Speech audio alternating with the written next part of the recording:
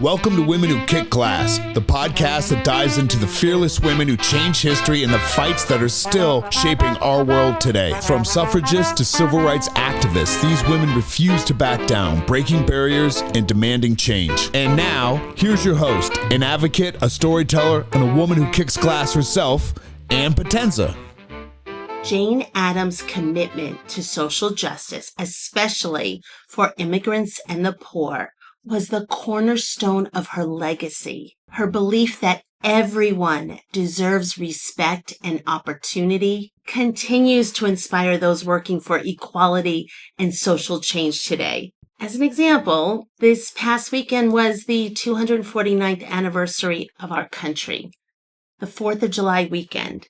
And while we are used to and planned on being proud of our country and having barbecues and celebrating with our fellow Americans, so many of us chose this 4th of July to march and to protest because we feel like there isn't equality and that we need to make some social changes from what is happening in our government today. And I really gave a lot of thought. What did I want to say on the 4th of July when I love my country, but I'm so worried about the direction that our country is heading, the decisions that are being made by this administration, and what I see happening to my fellow countrymen and women, and the way people are being treated so unequal and being treated so poorly, especially right now in my city of Los Angeles, where we have ICE going through the streets just rounding up people, supposedly protecting us from rapists and murderers.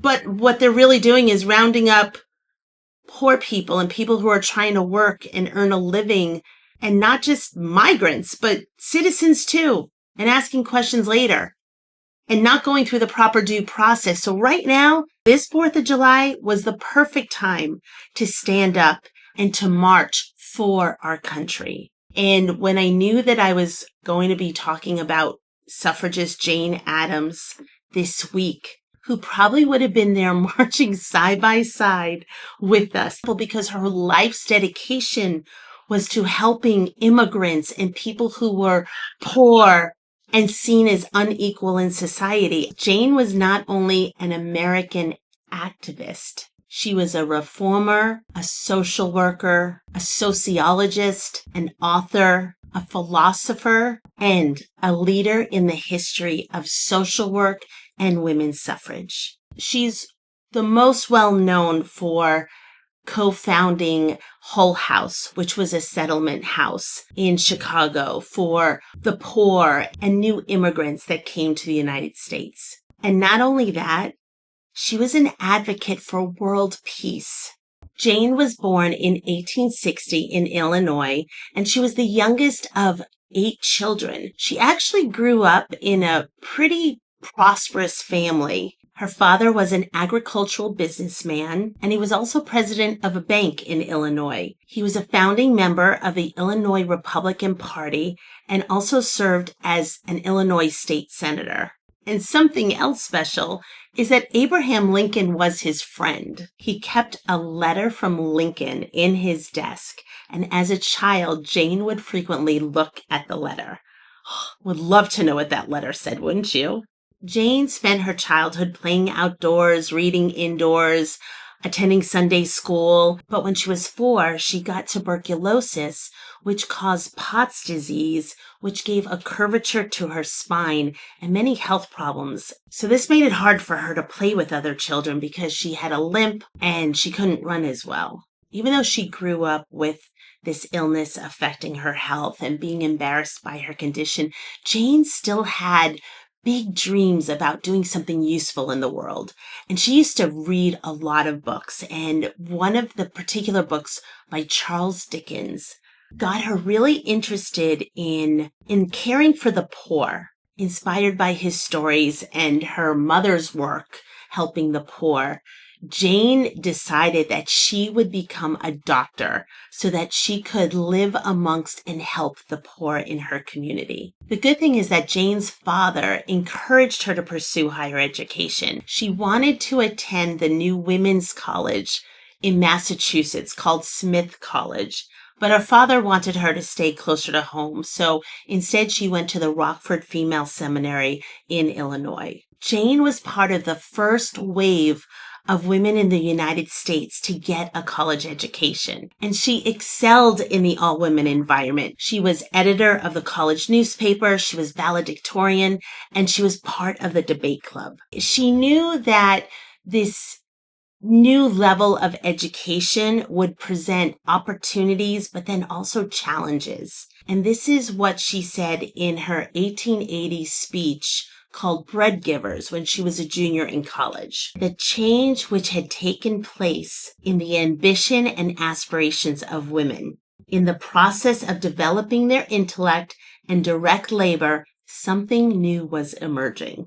Educated women of her generation wished not to be a man nor like a man, but claim the same right to independent thought and action.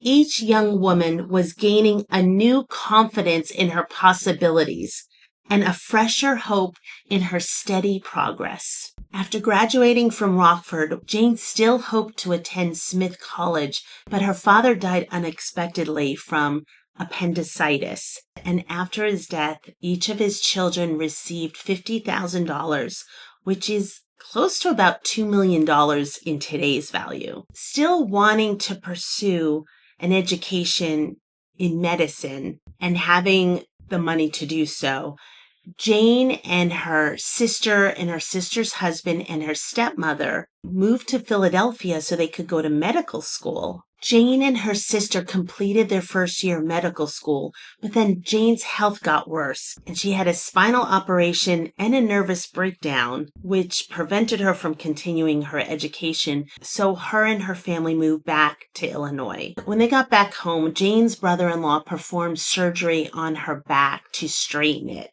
but he advised her to not go back to her studies, but to do some traveling instead. In 1883, Jane and her stepmother did go to Europe for 2 years. And while she was there, she realized she didn't have to be a doctor to be able to work with the poor. But when she came home from Europe, she was unsure how to do that. So she sank into a depression and she didn't know what she was going to do. So she would read her books and she would write long letters to some of her old friends from her college and just sharing with them her feelings and her despair of what to do next. And at this time, while she was reading and searching for what to do, she came across an article in a magazine about the idea of creating a settlement house in London. So she went back to London with her friends and visited Toynbee Hall, which was the settlement house that she had read about. And at first, Jane didn't tell anyone that this sparked an interest in her about wanting to start a settlement house back home in the States. And she kept it to herself, but then she started feeling guilty about not acting on her dream. So believing in her dream, but being scared to tell anyone, she finally realized, if I share it with someone, it will force me to act on it. So she told her friend from college, Ellen Gates Starr, about her dream of starting this settlement house back home in Illinois. Jane had a dream of the different classes mingling socially to mutually benefit each other. The unexpected cultural connections is what really excited her because she saw the boundaries of culture, class, and education as just being narrow, and she thought that that could be expanded. And this vision is what she moved forward when she was setting up her vision for her settlement house. To her, the role of the settlement house would be an unending effort to make culture and the issue of things go together. And Ellen loved the idea and said that she would start it with her. So in 1889, Jane and her friend and partner, Ellen Starr, founded Hull House, a settlement house in Chicago. It was a rundown mansion built by Charles Hull in 1856, and it was in desperate need of repairs and upgrading. So she had the money, and Jane was the first one to take on all the capital expenses and start making all the repairs.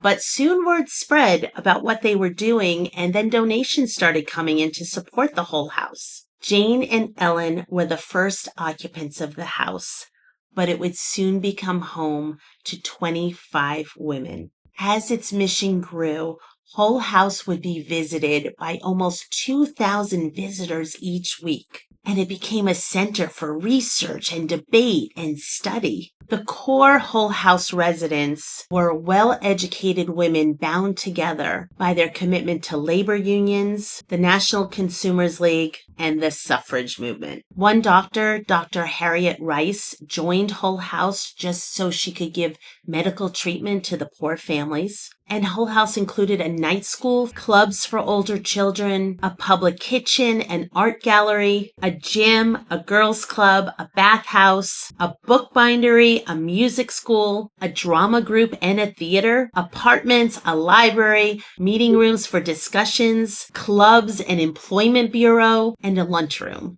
Eventually, Hull House became a 13-building settlement complex, which included a playground and a summer camp. The art program allowed Jane to challenge the system of industrialized education, which fitted the individual to a specific job or position. She wanted the house to provide a space, time, and tools to encourage people to think independently, and she saw art as the key to unlocking the diversity of the city through collective interaction, mutual self-discovery, recreation, and the imagination. Art was integral to her vision of community, disrupting fixed ideas and stimulating the diversity and interaction on which a healthy society depends. That's why Jane opened an art exhibition and exhibit space as one of the first additions to Hull House. And on the first floor of the addition, there was a branch of the Chicago Public Library. And the second was the Butler Art Gallery, which featured recreations of famous artwork mixed in with local artists. As Hull House grew, the relationship with the community deepened. The opportunities became less of comforting the poor and more of an outlet of expression and exchange of different cultures and diverse communities. Art and culture was becoming bigger and more important part of the lives of the immigrants, and working class children were offered instruction in all forms and levels of art. Jane, with the help of Ellen, founded the Chicago Public School Art Society. It hired artists to teach children how to create art, and it also took children on field trips to many of Chicago's art museums. When thinking about Hull House, the neighborhood was a melting pot. It was a mix of European ethnic groups that were immigrating to the United States in the early part of the 20th century. And within this diverse community, there were three ethical principles for settlement houses: to teach by example, to practice cooperation, and to practice social democracy, which means democratic social relationships across class lines. And with these principles, Hull House offered a comprehensive program of civic, cultural, recreational, and educational activities that attracted visitors from all over the world. And when they put their work into improving their own neighborhood, the Hull House group eventually became involved in politics. They started city and statewide campaigns for better housing, improvements in public welfare, stricter child labor laws, and protection for working women. She started the Juvenile Protection Association, which studied the subjects such as racism, child labor and exploitation, drug abuse and prostitution in Chicago, and these effects on child development. The mission became improving the social and emotional well-being of children so that they could reach their fullest potential at home, in school, and in their communities. Jane also called on women, especially the middle-class women who had leisure time and energy as well as being philanthropists. She called upon them to exercise their civic duty and to become involved in municipal affairs as a matter of civic housekeeping. Jane enlarged the concept of civic duty to include roles for women beyond motherhood, since women's lives revolved around responsibility, care, and obligation. Those qualities represented the source of women's power.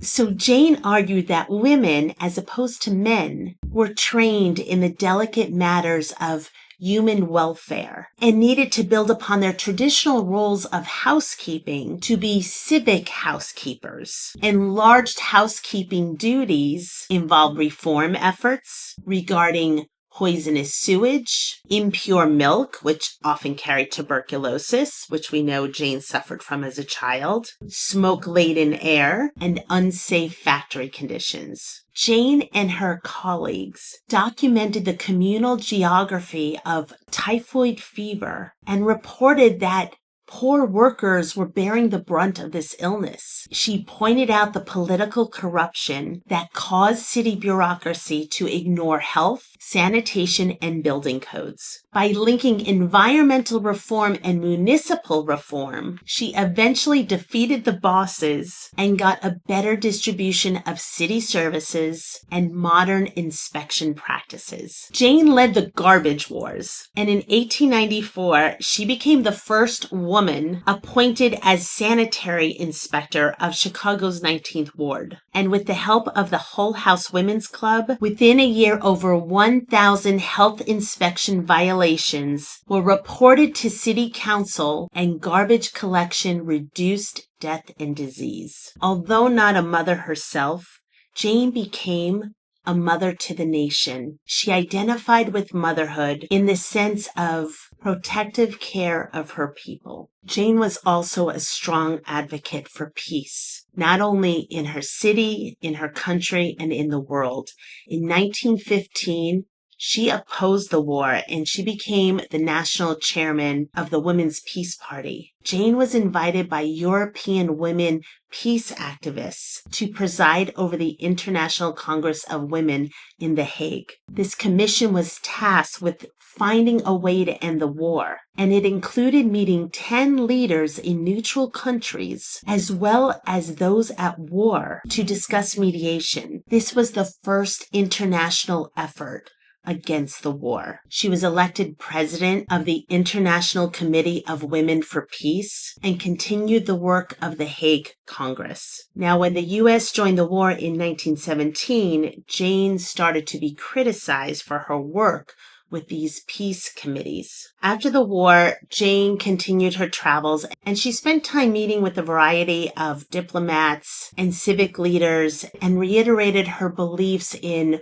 women's mission to preserve peace. She was eventually recognized for her peace efforts and was awarded the Nobel Peace Prize in 1931. She was the first U.S. woman to win the prize, and she donated her prize money to the Women's International League for Peace and Freedom. But her influence didn't stop there. Her writings and speeches on behalf of the formation of the League of Nations and as a peace advocate influenced the later formation of the United Nations. So in remembering Jane's work at Hull House, focusing on social reform, community development, and peace advocacy, her work continues to resonate today. Her efforts addressing issues like child labor laws, immigrant rights, and social inequality laid the groundwork for modern social work and progressive movements. And her emphasis on community engagement and social justice remains relevant in addressing our challenges of today. To follow in her footsteps of social reform and advocacy, today we continue to have discussions about fair wages, safe working conditions, and the rights of vulnerable populations. Continuing her work with community development and social services is seen in the work of today's social workers and